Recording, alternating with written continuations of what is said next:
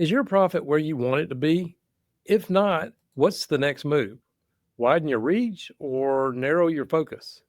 Should you chase more types of work or get laser specific on what you do best? Today, we're going to explore that question so you can figure out for yourself what is best for you. This is the Contractor Success Forum. I'm Wade Carpenter with Carpenter Company CPAs, joined by my co-host, Stephen Brown with McDaniel Whitley, Bonding and Insurance. Stephen, I know you work with all kinds of contractors, from very focused specialists to maybe a full service general contractor. What's your gut reaction on what we're talking about today? My first reaction is narrow down, be perfect at what you do before you branch out. All right, that was my first reaction. And then my second reaction was really just talking about, as a bonding agent and as a construction accountant, we see so many of our customers and we see the home run projects, the homers, the grand slams where you just crank it out of the ballpark, right? You make more money than you thought you could make. You do it ahead of time. You provide a perfect project. The owner's happy. You're paid. It's a win-win, and you want to replicate it over and over again. And one thing that you probably don't see as a contractor, you may have a half a dozen or less home run projects that, as soon as I mention that, it pops into your head, oh man, that job was a home run. But you can replicate that. And a lot of times you want to replicate that by either pulling in or branching out. And so I think this is a great topic, Wade. Yeah, there's pros and cons to both approaches. This, like me, I've gone very narrow in my focus with contractors. Very few CPA firms actually will just stick to one niche like that. We're the same way at McDaniel Whitley. We are totally focused on contractors, bonding, and insurance. And we've just found as we step out of that box, we're not as effective and we're not as good at what we do. I think we both know that having some specialization gives you a lot more insight into steering like a contractor along the way. I think we both agree on that. And there are definitely some quirks to construction we talk about all the time. You mentioned two strategic paths to try to figure this out: niche down and branch out. What do you mean by those two comments? Let me start this off by telling you a little story. You walk into a restaurant and they hand you a menu the size of a phone book. You remember phone books? Yeah. The place sells breakfast, burgers, sushi, tacos, pizza, and Thai food.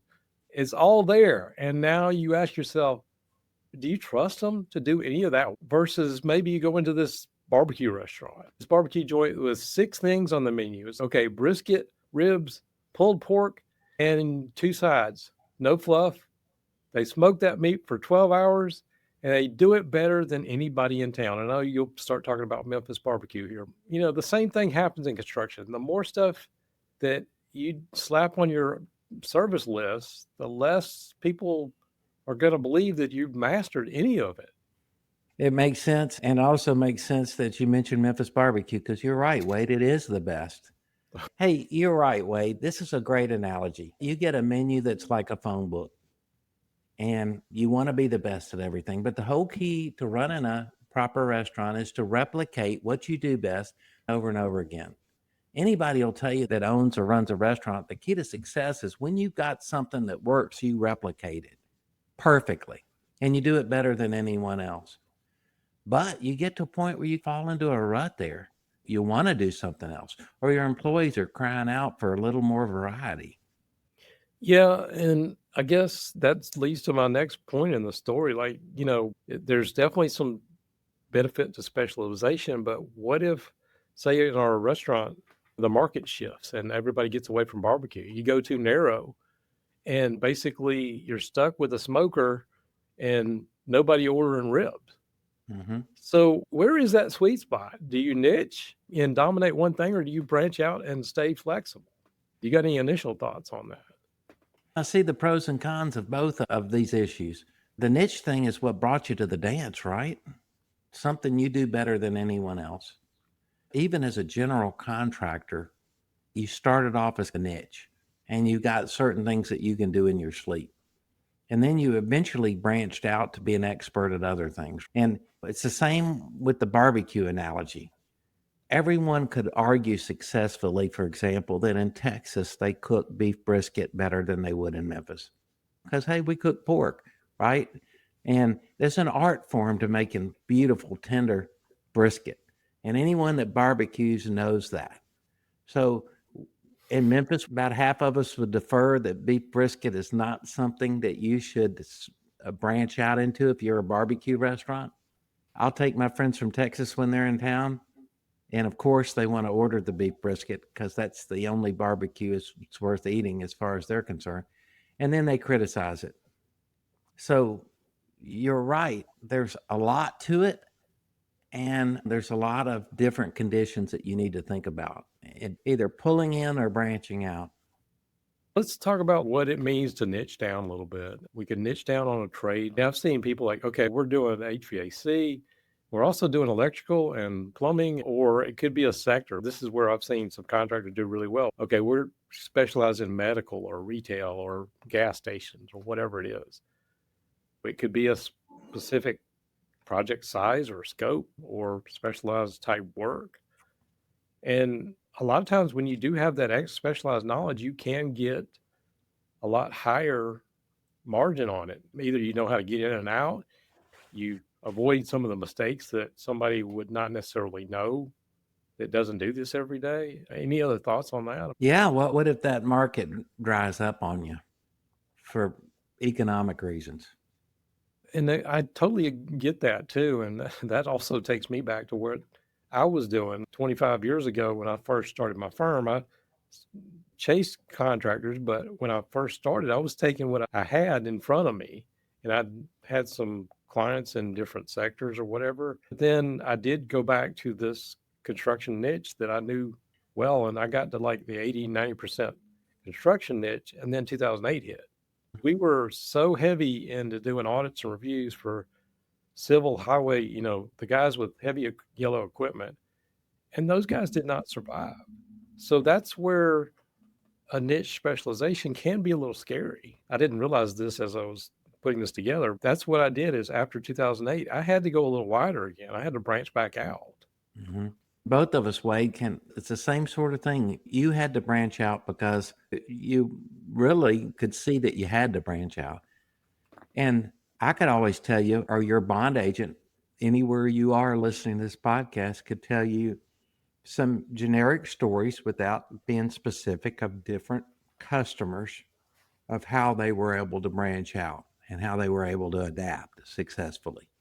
What went well, what went wrong. Yeah. And for me, some of the market came back. Some of that stuff took years to recover in the bond. And I love construction. So my story is I kept doing audits and reviews and that kind of stuff until 2016. But after the 2008 recession, we noticed there was a huge hole in the market where there are people that are not trained in construction, and you don't learn construction accounting in a classroom. And that's where we found our niche. And then we did go back very narrow. And I get where a contractor or anybody is. You niche down, your fear of missing out. Okay, so I'm going to do construction and also manufacturing and retail. But you put that on your website and you're like, okay, I'm going to turn away everybody. You really don't. When you can get to the point where you say, this is what we do and this is all we do, which is what it led us, is like, that's all we will take. And then that's when things took off for us. Mm-hmm. And we found that sweet spot for our contractors that we can provide a huge value for. But I did have to branch out. I see contractors like, okay, we got plenty of work, but I also see I'm a general contractor, but I could also do some drywall work, or this one I was just talking to this week. Okay, I'm a mechanical contractor, but I'd also like to start doing some heavy highway, that type of work. He has no experience in that. I've seen contractors do that all the time. So I get that. It's okay, I'm afraid something's going to dry up. So we do this as a hedge. Are you chasing something? And just like the first restaurant I was talking about, are you trying to do everything? And Like, okay, I don't trust that these people can make this. This is definitely not fresh fish or whatever they're cooking in this restaurant. Yeah, I totally get that. And that's such a good analogy. I think about general contractors that want to tweak a little bit more margin by doing the work themselves. They think that sub has a little bit too much fat on their estimate, even though they use their numbers in the bid. They're going to go back and tweak that down a little bit. Is that the right thing to do for you? That's your decision. So it's not just branching out, but it's also how you want to branch out and who you want to branch out with. So it's always easier if you are a general contractor and you're not niching and you're branching out to rely on a tried and true trusted sub. You have to rely on that. That's the sales pitch that we give to the bonding company when we're trying to sell a job that general contractor may not have done much of before. This is an old sub. They do this all the time. This is a huge part of it. I have to give them a breakdown of exactly what's going on before the job bids in order to sell it. And it's the same, I think, way with what you were saying about pulling in or branching out. You can niche too far and you can branch too wide. Yeah, exactly. There are points where niching can go too far. And as I already said, what if you were doing tenant improvement work for offices during COVID, but everybody starts going home, so nobody's expanding out into, that kind of stuff. You get to these vulnerable market shifts, and I don't want to go into them right now because Google shuts us down every time we talk about some of this stuff. But there have been some shifts in the projects, the federal projects that are out there right now. What if you're niching down and you're a subcontractor and 90% of your business is with one general contractor? That's a lot of risk in that. Absolutely. Did you build a one-legged stool? It basically works until it doesn't work. That one leg falls out from under you. Yeah. Not to lead that into a depressing thought while you're really thinking long and hard about what you do in the future of it being sustainable. But I'd add that you know what you can do better than anyone else, and you need to own it. And is what you're doing now scalable? Is it scalable? And what does that mean?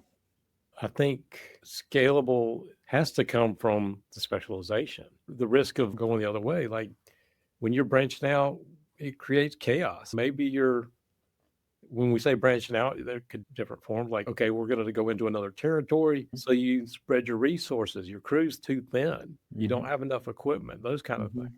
It really is something as you're branching, you have to ask yourself, not only is my niche sustainable in the future, and is it scalable? Yeah. And like I said, if you try to go too wide, you also have the risk of, okay, is the quality slip? Does your name get tarnished because you got more callbacks because maybe you don't have enough job site supervision and things get done wrong or whatever? Yeah. Trying to do everything for everybody, you don't necessarily know how to estimate a project as well as like when you really know the niche. You're pivoting from plumbing to electrical work. So the SOPs are not the same. So you don't have the standard way we do it. Yeah, it just absolutely brings to mind how many contractors are so confident in how they start a project. What if you get a project up and running that's new to you?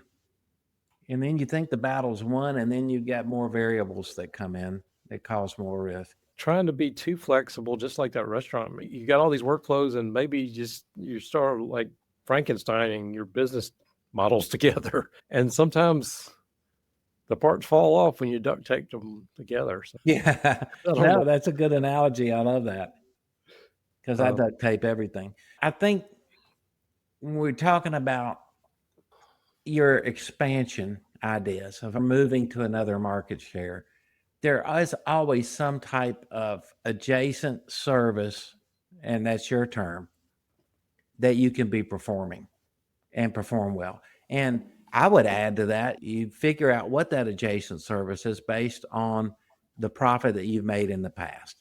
So you think I can make X amount of profit in the future, but there's always something adjacent to some work that you've already done that you've made a huge profit on. And it always comes in the form of maybe a change order or something. We should name our podcast, instead of Contractor Success Forum, Change Order Success Forum, because everybody would listen to it. But seriously, you look back and you know what you made money on. And it's exciting. You're like, whoa, we made a killing on that. We can do more of it. I guess there's some things you have to, I'm not trying to rain on anybody's parade, but there's some things you have to think about there too, aren't there, Wade? You just nailed where I was going with this next, actually, because if you're trying to figure out what is a good strategic fit for yourself, I would say what makes you the most real profit. And going back to my book, like after job expenses, or job X as I call it, in cash, do we look at what do you make cash profit after all expenses are paid for the job? Are you doing more for those kind of things? You also probably should ask, like, where's the market going? Is your niche growing or is it shrinking?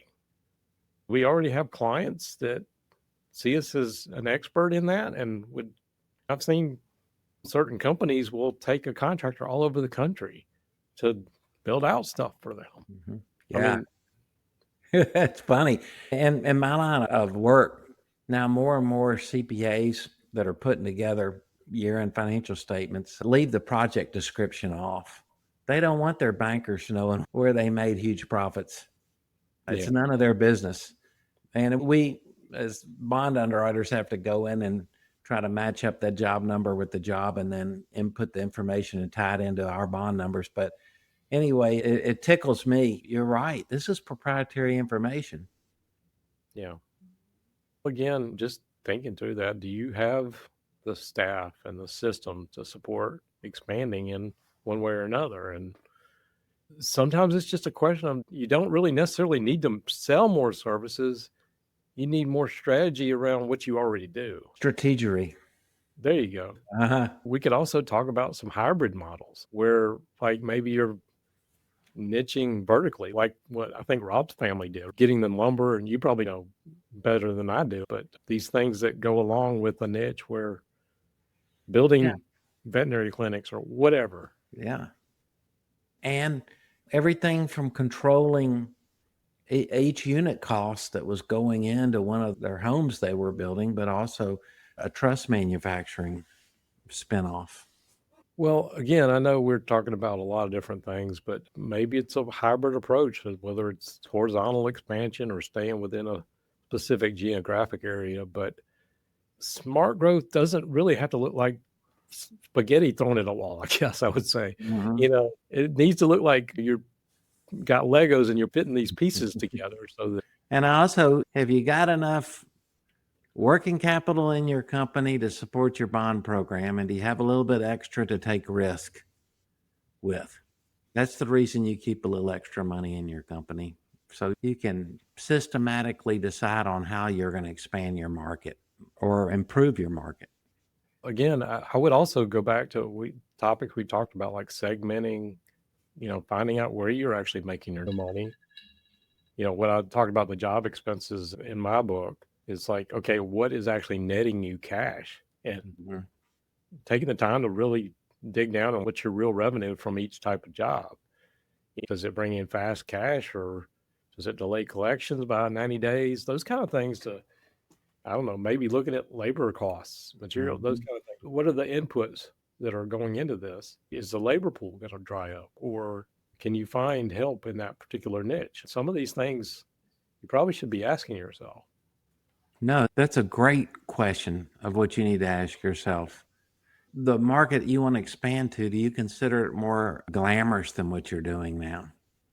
Who actually makes more money, Ford or Maserati? There's a bigger market share for Ford products than luxury sports cars. I'm just saying. Who knows? Ford may have bought Maserati. I don't know. I think there's definitely something to say about, hey, doing something you're passionate about. And I think that can go a long way to your profitability.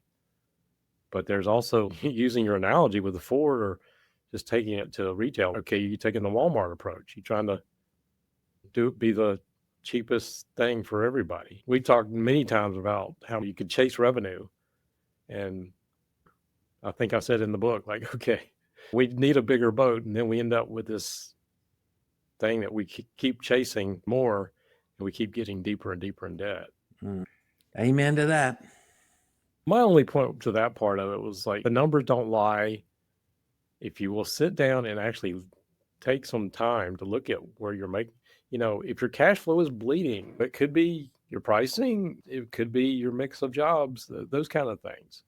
Do you have any thoughts on what's better? Obviously, you've got to balance the risk versus reward. I think personally, if you're thinking about expansion and you don't have a good system in place like Profit First that you are totally comfortable and is working for you, then maybe it's better to get that going first before you consider expansion. But no matter what you're doing, remember that you wouldn't be in business if you didn't do something better than someone else. And you can always say, someone else can do something better than me. And you have to work and live that way every day, that someone else is going to do something better than you. But a lot of times your perception, especially in the construction industry, is that so-and-so is doing better than me. And you don't know. You don't know whether they're making money or losing money, but you're chasing that image that they projected for themselves that you admire. Think back and hold your cards close to your vest and manage what you've got first, and then strategically figure how you are going to absolutely take advantage of what you're going to do next. Yep. If nothing else, I hope we've made our listeners think about what they're doing in their business. Niching down might bring the riches only if that niche is deep and a durable niche that you can sustain. But also branching out can protect you, but only if your teams and your systems can really handle the weight of doing that. What I would challenge our listeners to do is just go out, look at your last 10 jobs or the jobs you had over the last year or something like that. Where are you making your money? Then think about where the economy's going or where the markets are going, and then maybe make some choices for yourself. Absolutely. With that said, again, hopefully this made you think about what you're doing and lead you to some of those riches down the road here. But we appreciate you listening to us. We do this every single week. If you got any thoughts or comments, one way or another, right or wrong, questions, we'd love to hear them. Put them in the comments below. We always love hearing from you. So with that said, we do this every week and appreciate it if you like, share, subscribe. It always helps us out. We will see you on the next show.